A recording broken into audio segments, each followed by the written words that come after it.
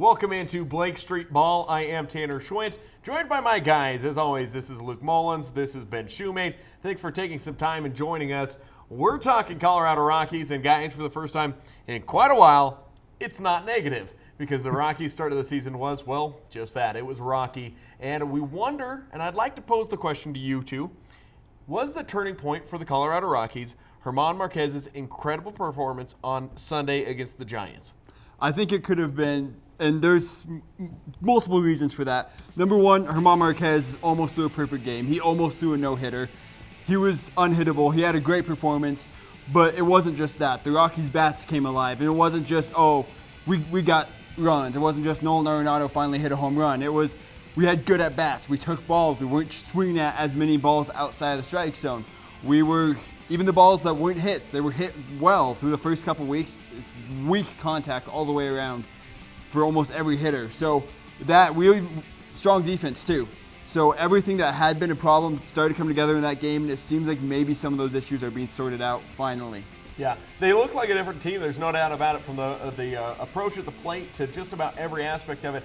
Ben, I ask you, is the main culprit the pitching from German, or was it a combination of everything?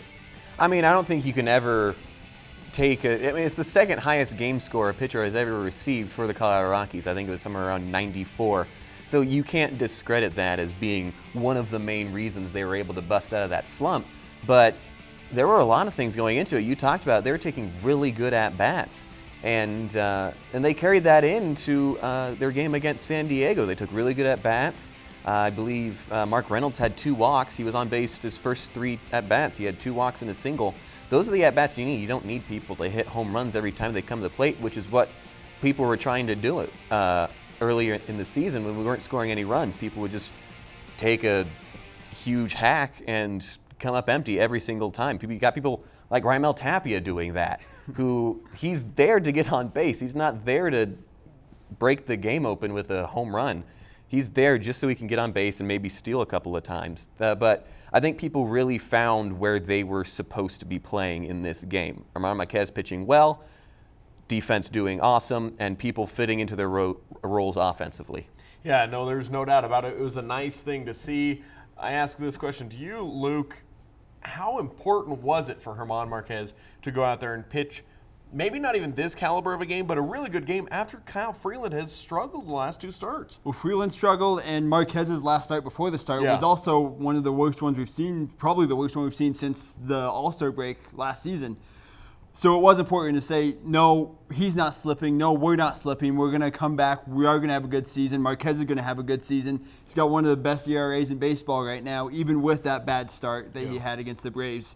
So it was a huge, huge start. And like I said, it wasn't just Marquez, but that he helped bring some momentum to a team that really hadn't had any all season. Yeah. So final thoughts, just one word answer, yes or no.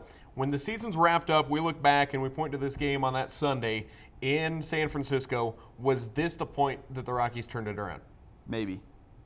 I only said yes or no. I only said yes or no. We'll see. I think it could be, just because everything was so bad before. Like, very, very bad. And now I got to get into politics, man. Ben, yes or no? Will this be the game? No. Okay. All right. You heard it here. Luke can't decide. Ben is Probably. in on it. Okay, that's still not an option. Well, I mean, I have a reason for saying no. No, but it's okay. It's okay. I'll explain that later, then.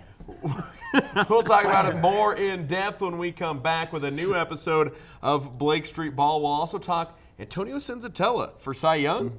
No, I'm just kidding.